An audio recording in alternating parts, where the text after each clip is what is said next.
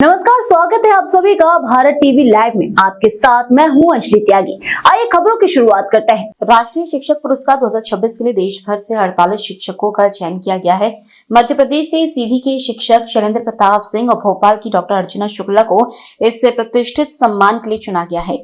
शिक्षिका डॉक्टर अर्चना शुक्ला ने बताया कि उनके स्कूल के कई विद्यार्थी आर्थिक रूप से कमजोर और वंचित पृष्ठभूमि से आते हैं। इसके बावजूद इन बच्चों में प्रतिभा और आगे बढ़ने की काफी क्षमता है। उन्होंने कहा कि यदि बच्चों की जरूरतों को ध्यान में रखते हुए पढ़ाने के तरीकों में कुछ बदलाव किए जाएं, तो उनके सीखने और प्रदर्शन में बड़ा सुधार लाया जा सकता है। उन्होंने विद्यार्थियों की क्षमता को पहचान कर उन्हें बेहतर अवसर और अनुकूल शिक्षण वातावरण देने पर जोर दिया। राष्ट्रीय शिक्षक पुरस्कार के लिए मध्य प्रदेश से 2 शिक्षकों का चयन प्रदेश के शिक्षा क्षेत्र के लिए गौरव की बात माना जा रहा है। पास जो विद्यार्थी आते हैं वो पिछड़े वर्ग से आते हैं और ऐसे विद्यार्थी हैं जो इकोनॉमिकली उतने स्टेबल नहीं है, पर इन बच्चों में पोटेंशियल बहुत होता है। तो हमें ऐसा लगता है कि हम अपने पढ़ाने की शिक्षा विधि जो है उसको थोड़ा सा अगर चेंज करते हैं तो उससे इन बच्चों में काफ़ी इंप्रूवमेंट होता है। मुझे लगभग 16 साल इस जॉब में हो गए हैं, गवर्नमेंट जॉब में, और इन 16 सालों में मेरा जो पढ़ाने की विधि है वो है प्रोजेक्ट बेस्ड लर्निंग। तो मैं विद्यार्थियों को किसी भी चीज़ की परिभाषा याद कराने के बजाय मैं उसको करके सीखने के लिए बोलती हूँ। जैसे अगर मुझे संरक्षण पढ़ाना है बच्चों को, तो मैं बच्चों को संरक्षण करना सिखाती हूँ, सिर्फ संरक्षण डेफिनेशन नहीं पढ़ा रही हूँ। जैसे हमने एक प्रोजेक्ट शुरू किया कि हम क्या किसी जीव का संरक्षण कर सकते हैं, तो बच्चों ने कहा कि मैम गौरैया खत्म हो रही है, और हमने ये अभियान आज से 4 साल पहले शुरू किया।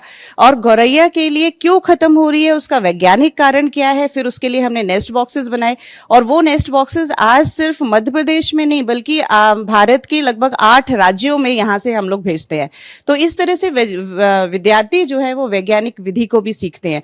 फिर वो विद्यार्थी जो स्लो लर्नर्स हैं, धीरे धीरे चीज़ों को समझते हैं, उनके लिए हम आर्ट इंटीग्रेशन का यूज़ करते हैं, जिसमें हम बच्चों को विज्ञान ड्रामा के माध्यम से, रोल प्ले के माध्यम से, अलग अलग तरह की आर्ट फॉर्म के माध्यम से पढ़ाते हैं। तो मेरे विद्यार्थियों ने जो पीबीएल प्रोजेक्ट्स यहाँ पे किए, जैसे हम कहते हैं कि भाई पौधों में जान है, क्या पौधे हमारी भाषा समझते हैं? मैंने कहा करके देखो।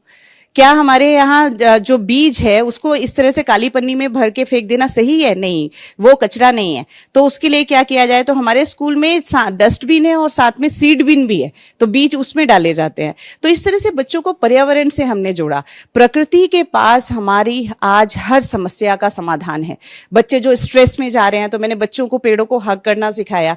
तो ये जो छोटे छोटे प्रोजेक्ट हम विद्यालय में करते हैं, इससे बच्चों में काफ़ी चेंजेस आते हैं।